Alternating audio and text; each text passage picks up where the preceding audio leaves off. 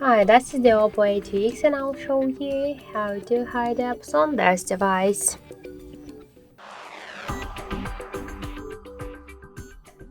So open for the settings and then tap to the privacy section. Click switch permissions to privacy and click here to hide apps section. Now we should enter our privacy password which we use on our device, and just to hide these applications we should click to the switcher. After that we should set the access code. After that, when just to access to our hiding apps, we should just use this access code on the dial pad. So just tap to settings. This code should start with the hash key.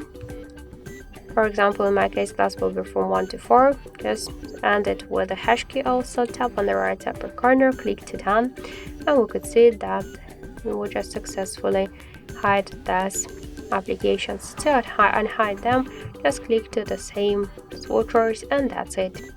So let's just also hide a couple of apps, and to find them, to open our hidden apps, we should open the phone, tap to dial pad and enter